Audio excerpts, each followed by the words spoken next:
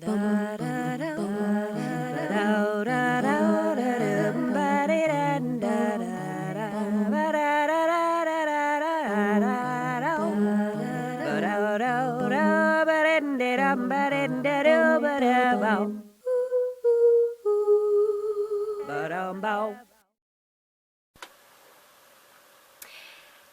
guys, gals, and others, it's Cannabis Crone. I hope you're having a beautiful day. It's actually gorgeous out. I believe we're going to be hitting 30, possibly 40 degrees today. I'm not going to hold my breath, but even 30 is awesome. Don't forget to take a look at my last video. It actually wasn't political or about anything other than what we do here in northern Minnesota in the snow. So it's interesting, and my Parmakai Andy, he actually did a really nice job of editing and putting it together, and did a little music for y'all, and so yeah, check it out. Just a fun little six minute video, unlike this one. There's a lot to unpack. This podcast is about censorship and how there are many people that don't mind censorship as long as it's on the opposite narrative that they're trying to promote. But I've got news for you. Every narrative is in trouble. It is. Now, the reason I'm doing this podcast is because the person that woke me due to an accident of scrolling around on YouTube was Lee Camp. Lee Camp was the host of Redacted Tonight. I first watched a Lee Camp video, oh my gosh, maybe 7 years ago, and it was like mind blown. And I researched all the links that he put in there, and I couldn't believe it was like this massive awakening that I had been duped, and all of us had been duped. And so through Lee Camp, I found others like Jimmy Dore. My Parmakai was a big Joe Rogan podcast fan, so I found Joe Rogan, and Joe Rogan isn't always political. He just has all these interesting subjects and guests of things that he's interested in. Unfortunately, during the past maybe 5-6 years, we've been kind of focused on politics because everything has become politicized. So there's that. But anyway, Lee Camp can no longer be seen. Spotify deleted Lee Camp. Redacted, and in fact RT has been completely dismantled. RT America. So and you know, they're not really giving a reason. I mean, it was just like, that's it. You know, all of these people lost their jobs, and it wasn't just Lee Camp, and it wasn't just like progressive podcast. It was the conservative ones. It was across the board. Everything gone, you know. So now, just found out, thanks to Kim Iverson, that not only has RT been disbanded, but The Hill is suspended. You won't be able to see The Hill for 7 days for misinformation. Because, and their strikes were for, you know, the YouTube strikes. They give you a strike on your channel for this or that. I think I've got one strike on my channel for, I don't remember what the hell it was. I don't know. I don't remember. But anyway, I know I've got like one strike on my channel. Or a warning or whatever from a while ago. But The Hill, according to Kim Iverson, and there will be a link down below on her. She completely explains it, and she goes through the entire, you know, the YouTube misinformation, you know, act or whatever. They're all their bullshit that basically all social media is adhering to right now, because we don't live in a democracy. But I'll get to that in a little bit. Anyway, so for misinformation, because they posted a live caucus of a GOP convention or some speeches that were going on. And yeah, they posted live. In other words, they didn't even insert their opinion. So they just showed you what was truly going on. And YouTube called that misinformation. So I just wanted to say we need to be scared, folks. This is really terrifying.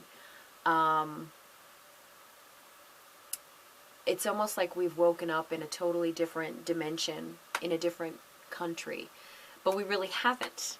What's interesting is that, you know, we say that we're a democracy, but can a society or a government truly be a democracy when it was founded upon economic slavery? So the economy of America was basically founded on slavery. That was a big part of our economy when our so-called founding fathers decided to create, you know, this country. And so what's scary is we've never been a democracy. You cannot be a democracy if one particular part of your society is in slavery. You can't be a democracy if the only unalienable rights, or inalienable rights, however you like to say it, only go to rich white property owners. That's not democracy. That's what our country was founded on. So technically, we were never a democracy to begin with. So that we find ourselves in this position where we are at should not be any surprise. You know, patriotic, flag-waving people who say, you know, got democracy, this is our democracy, got to fight for our democracy. I've got news for you, it never was a democracy.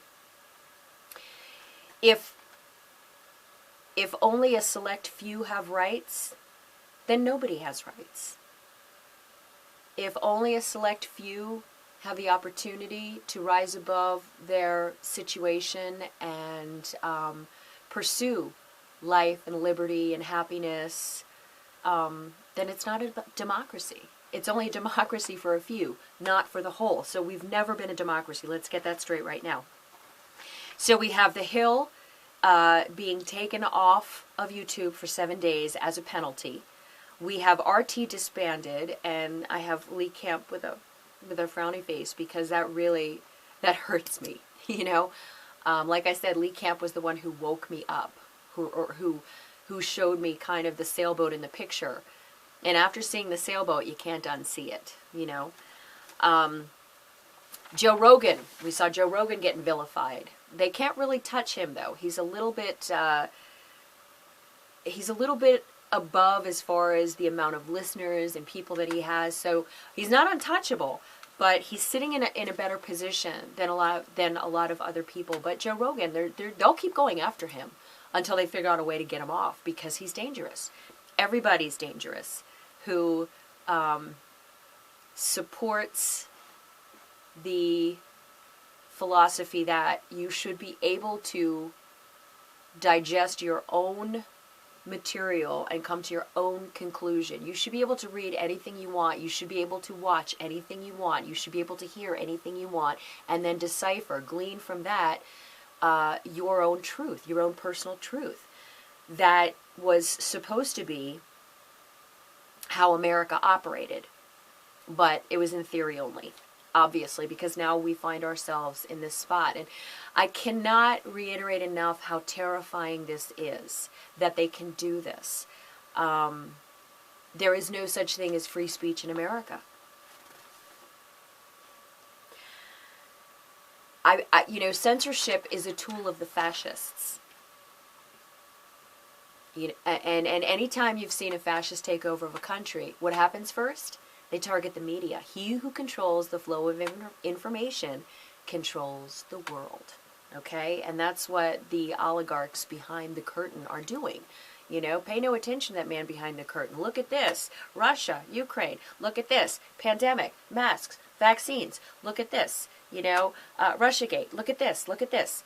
And meanwhile, you're not supposed to notice the oligarchs behind the curtain smoking their fat cigars and making money off of us, off of the blood and sweat and tears on our backs.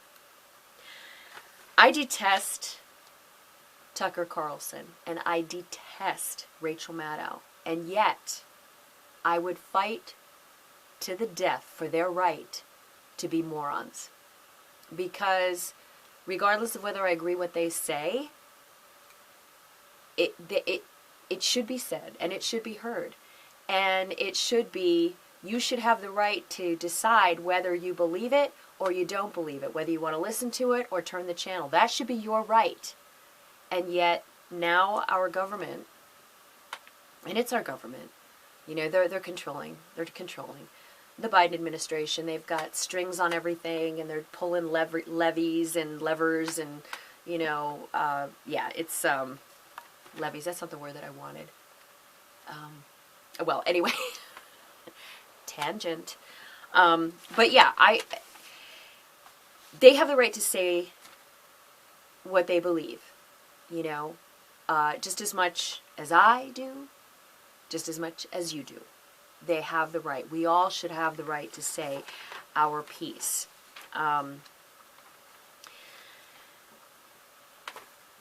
To me, just what I've said, just the fact that the Hill, RT, Lee Camp, Joe Rogan, I mean, you know, they've tried to go after Jimmy Dore. Anybody who is going against their particular narrative. Now, the scary part of this is this. Most of the people that Biden supporters, centrist, soccer mom, you know, Starbucks swilling men and women who still believe that their vote counts, who still believe that Big Pharma has our best interests at heart when they manufactured the vaccine to get us through this pandemic, who still believe in the American dream and who still believe that America is truly a democracy, and who still believe that there's a two-party system. Those people are happy right now because Biden is president and their narrative is being followed. So they don't care about the people who are being censored right now. They don't care. Oh, that's fine, because I didn't like what they were saying anyway. So who gives a rat's ass? Unfortunately, the pendulum swings back and forth. And what's in vogue right now will not be in vogue tomorrow. So these same centrists, soccer mom, Starbucks swillins, you know, Biden supporting, I believe in democracy, pro-choice unless you don't want to take the vaccine and then you should be isolated and put in a concentration camp. All that, those people are going to find themselves on the opposite end. And they were on the opposite end when Trump was in power. And this is very interesting. And, you know, I want to say that I was wrong. I had so much hatred towards Trump and towards Trump supporters. They weren't the ones that I should be angry at. I shouldn't have been angry at them back then, and I shouldn't be angry about it now, because basically what Trump did was just shine a spotlight on how flippin' corrupt our system of governance truly is. But it's always been that corrupt. It's just that on the Democratic side of things, they were doing it in the guise of, we the people, we love you, we're for the working class, we want you to be healthy, happy. We're not going to give you universal health care, we're not going to legalize marijuana, we're probably going to, you know, create toxic environments everywhere we go. We're pro-war, but we want you to think we love you. We want you to think we're for the people. So, and Republicans were just more out there, you know. They were just more out there. They were obviously for the rich, for the corrupt, for, you know. So, but they're two sides of the same coin. They're both corrupt. And they're both equally as corrupt. One just talks a better game than the other. That's all. Tells us what we want to hear as the poor working class. So I guess my point is that we need to be, I'm terrified. I'm absolutely terrified. And we need to be terrified. And we need to realize that just because they're not coming after, just because they're not coming after your point of view at this time does not mean they won't later. Case in point, Saturday Night Live. Now, during the Trump regime, I loved Saturday Night Live because it was funny as hell, because guess what? They were promoting basically my narrative, or what I believed. I believed that Trump was basically the cause of all our ills for that period of time. And yeah, he was and Trump is a dangerous idiot. Let's face it. But he was just a pawn. He was put there as a distraction. They knew the man behind the curtain knows what he's doing, knows what it's doing. And so Trump was just a puppet. But he's a very detestable person. His whole family's detestable. But so is Nancy Pelosi and her family. And so is Chuck Schumer and his family. And so is Mitch McConnell. And they're all putrid pukes of humanity that don't care when they throw hundreds of thousands of people under the bus so that they can increase their stock portfolio. So they're all horrible. They're all horrible human beings. But back to SNL. So at the time I was like, oh, this is funny, and we enjoyed it, and we loved Alec Baldwin as Trump. That was just hilarious, and it was funny. But now I'm looking through the lens of a progressive at a centrist-based legacy media program. It breaks my heart, because when Saturday Night Live first started out, they were against the man. They were always pushing against the man, But unfortunately, Lorne Michaels is a sellout, because now it's big pharma. Like when, what's his face? I can't even think. I'm so bad with names. When they portrayed Joe Rogan on SNL for one of their skits, saying, "I took horse dewormer," that was it for me. It was like, wow, really, you guys? Really? This is where you've come to? Now you're doing the bidding of Big Pharma and legacy media because Big Pharma obviously had a bone to pick with ivermectin. They didn't want people to know that ivermectin is actually a very effective human medicine that stops gene replication. And if it can do that in certain types of cancers, it can do that in certain types of viruses too. I mean, this is all just kind of 5th grade science stuff. But we're not supposed to know that. We're not supposed to hear that. We're not supposed to believe that. So SNL was trying to spoon feed us propaganda. And that's when I stopped watching. And it was heartbreaking, because I think back to Gilda Radner and John Belushi, Jane Curtin, Chevy Chase, these people that were really like pushing the envelope. Garrett Morris. They're trying to show people the hypocrisy in a humorous way of our government. The more things change, the more they stay the same. So it breaks my heart that the institution that started out as something that was pushing back and pushing up against the establishment has now turned into just another voice piece for corporate America. And it's real sad. And so see the switch? And this happens all the time. So just because your narrative may be being pushed, if you are pro big pharma, pro vaccine, everyone should get it, and I still believe what they're saying. And if you're one of those people, then you're a happy camper right now.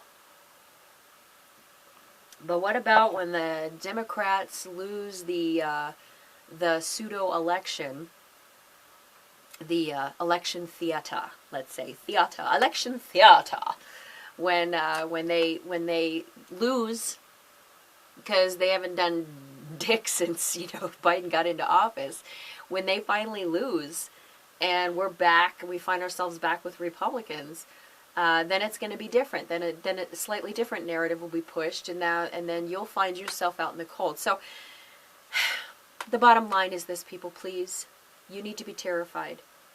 You need to talk to other people about it. You need to find your friends that watch nothing but mainstream media, You know, your CNN watchers, your MSNBC watchers, ABC, CBS, NBC, all people who are just simply relying on that. I don't even want to call it news because it's not news.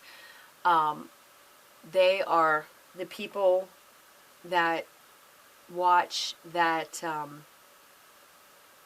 dogma, that propaganda, because that's basically what it is. It's propaganda. Those are the ones that you need to talk to. You know, a lot of intelligent people are being duped, and it breaks my heart. People that I thought were intelligent, and like, for example, just the vaccine. Okay, now, the vaccine for the C virus has, when it first came out, it was supposed to prevent, like they said, it was going to prevent, you know, you won't get COVID. Take the vaccine, you won't get COVID, we'll get out of this pandemic. Well, we have since, Dr. Fauci has admitted that the vaccine is just to stop the COVID from becoming a severe case that would end you up in the hospital. So it's technically not even, well, actually it is, because they changed the definition of vaccine in Webster's. So, you know, isn't that wonderful? We can erase history. We can change words to make them mean something else. That is another scary thing, because when you start controlling, words matter. Words matter so much. So when you start controlling words and the definitions and stuff, this is the beginning of fascism. We are seeing the end of the American dream. And it was a dream because it was never reality. But we're seeing the end of that non-reality. We are seeing our government is toppling. We are on the cliff, and it's going down in flames. And the poor working class are the ones that are really going to suffer. Because if everything, you know, if our government collapses and we become like a third world country, and actually a lot of states are kind of like third world countries now, especially after the pandemic. We've lost so many small businesses. We've, you know, so many people have lost their homes.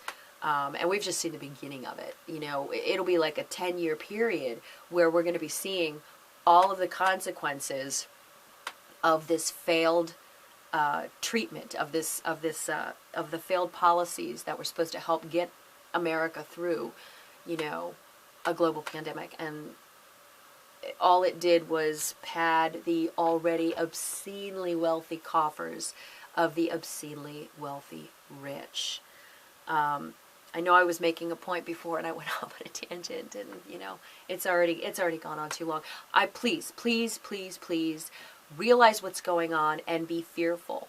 Again, your narrative may be followed at the moment, but when it's not, you're going to find yourself on the wrong end of censorship. And by then it'll be too late. Because while they're coming for your neighbor, they're planning on coming for you too. They're coming for all of us.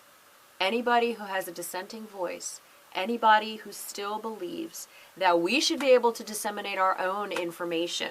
You know, I don't want somebody I don't want somebody redacting, you know, okay, cross that out. Okay, here's what you can see. You know, I don't want that.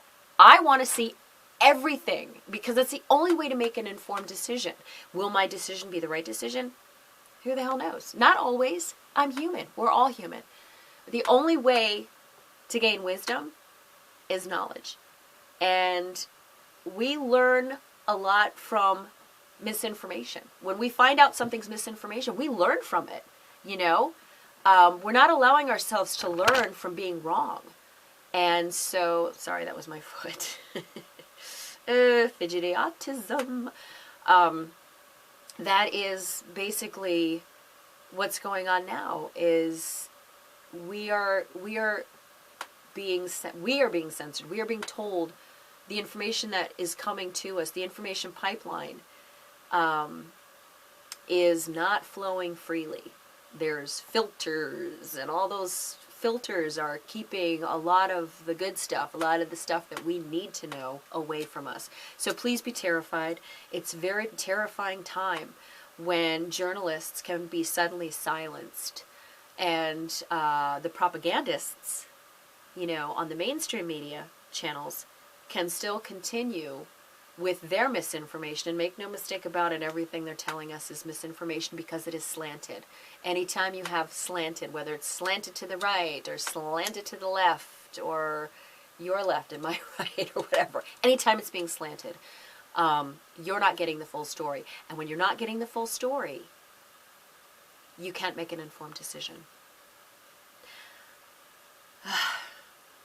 And for Lee Camp, I'm heartbroken. I'm really, really heartbroken. I'm heartbroken that RT has been dismantled. There was a lot of great information on there, and I'm sure we'll be seeing more of him.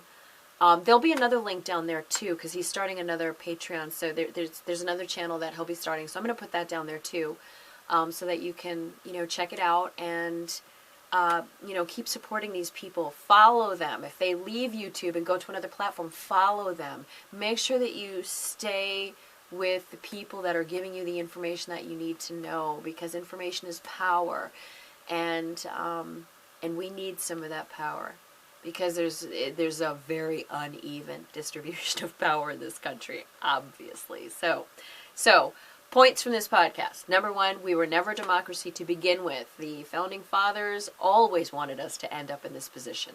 They did, it wasn't democracy. You cannot be a democracy if A, your economy is founded on slavery, and B, those inalienable rights only apply to a certain populace. Then it's not democracy. Either everyone has rights or no one has rights.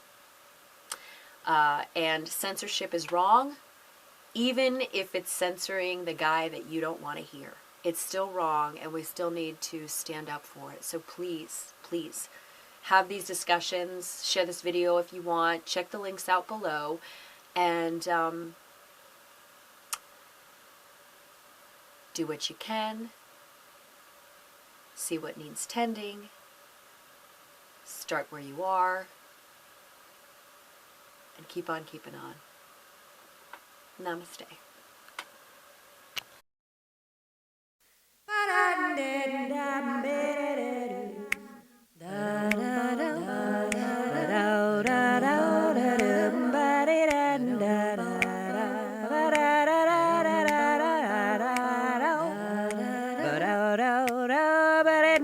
Somebody